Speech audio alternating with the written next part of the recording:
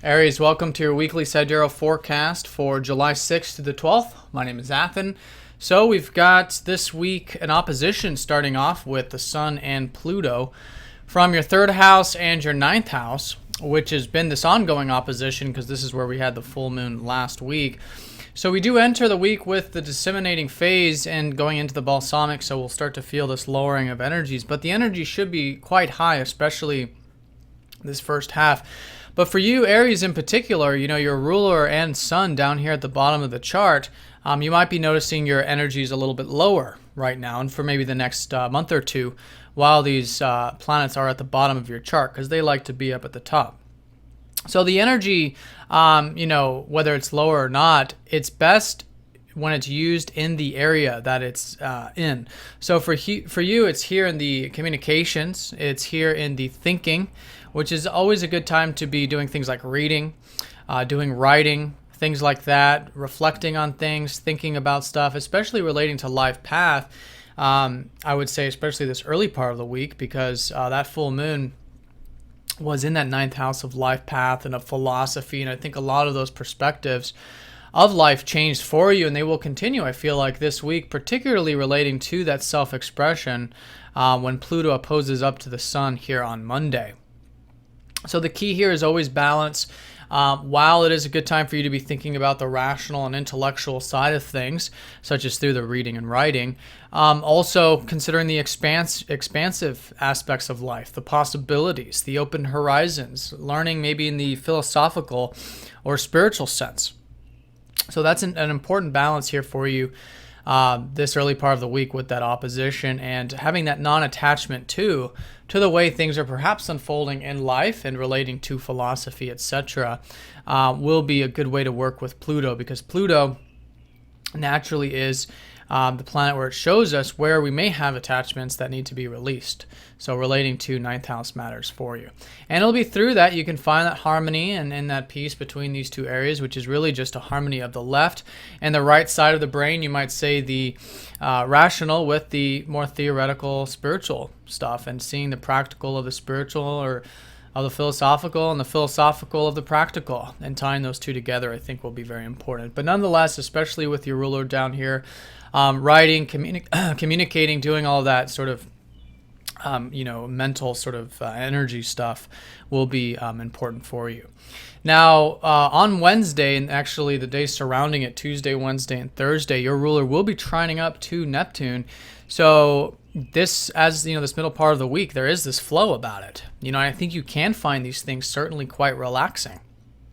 And I think it might just be a relaxing week for you in general, or at least could be, with this positive aspect from Neptune, because Neptune is about the relaxation, the rest, and connecting to God and the universe and having that alone time. So through that, I think you will find perhaps that energy unlocking. Because again, the energy can be high if it's facilitated in the area. So here in the third house, and then relating to perhaps spiritual things or things that get that that rest and relaxation, which then might in turn facilitate the action and energy. So that's going to be the middle part of the week. Then Friday and Saturday, Mercury will be squaring up to the North Node. When he shifts into the third. So actually, he's going to be shifting into your third house midweek. So right around that same time, I think you'll notice this flow of energy with Neptune.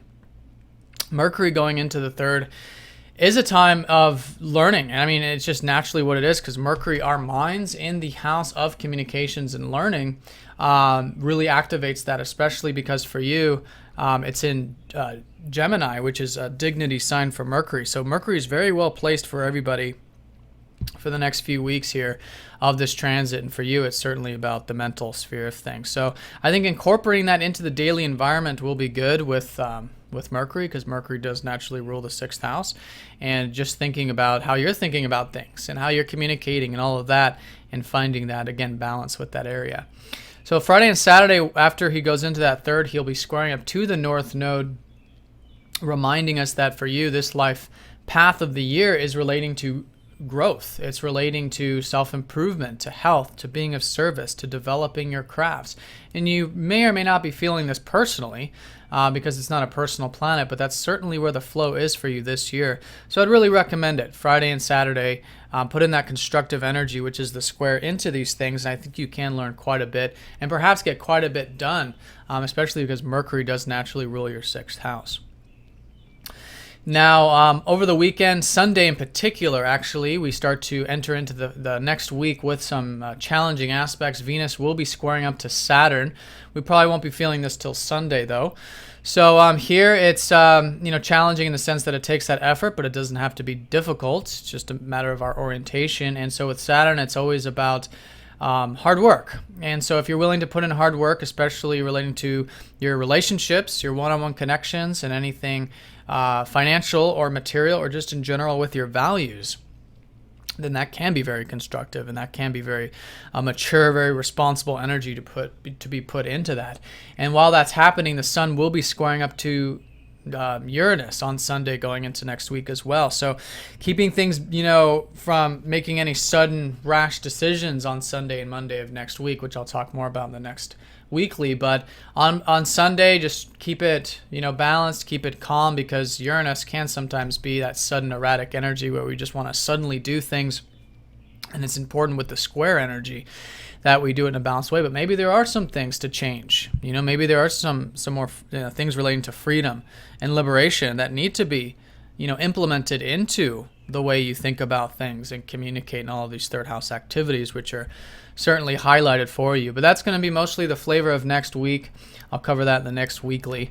So this week is, mostly early part, balancing 9th and 3rd. Middle part, finding that flow and relaxation with Neptune. Friday and Saturday, putting in that energy towards, your growth, your self-improvement, health, diet, your work, things like that, and just thinking more about those things and how to incorporate that into the other areas of your life. So, Aries, have a nice week. If you have any questions, please let me know. If you're new to Sidereal, do check the description down below, because this is different from tropical astrology, and I will talk to you all next time. Take care.